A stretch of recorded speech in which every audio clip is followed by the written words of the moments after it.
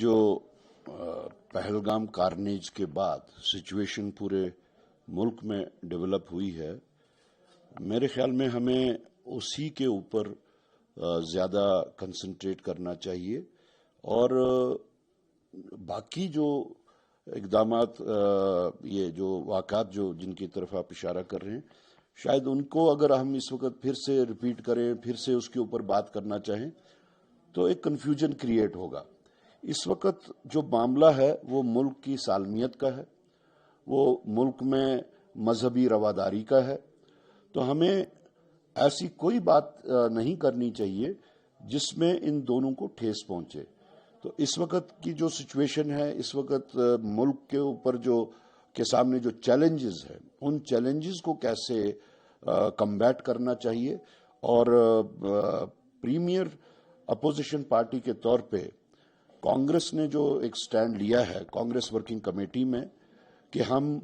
Nation के साथ हैं इस वक्त और नेशन में को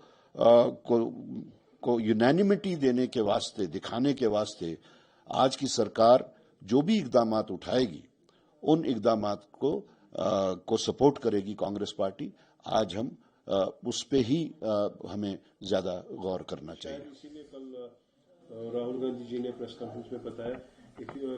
छोटी मोटी वो चिटपुट घटनाएं नहीं, इस वक्त नेशन को एक प्रॉपर रिस्पॉन्ड करने की जरूरत है और कांग्रेस पार्टी पूरे सपोर्ट के साथ खड़ी है अगर पूरा हमला ही करना पड़े। देखिए, वो बातें उन्होंने कांग्रेस वर्किंग कमेटी का जो रेजोल्यूशन है that is self explanatory in that Congress party stands with the nation and Congress party supports all those measures which government wants to take। उसके बाद में उन्होंने यहाँ श्रीनगर आके जिस वक्त वो इस कारनेज को कंडोन करने के लिए यहाँ पे आए, कंडोलेंसेस के लिए यहाँ पे आए और जो पेशेंट्स थे, जो जख्मी थे, उनसे मिलने के वास्ते जब यहाँ आए, उन्होंने उसी रेजोल्यूशन को रीइटरेट किया दैट कांग्रेस पार्टी को इस वक्त नेशन के साथ हैं हम लोग और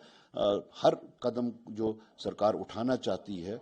इस सिचुएशन को कम्बैट करने के लिए उसके साथ हैं।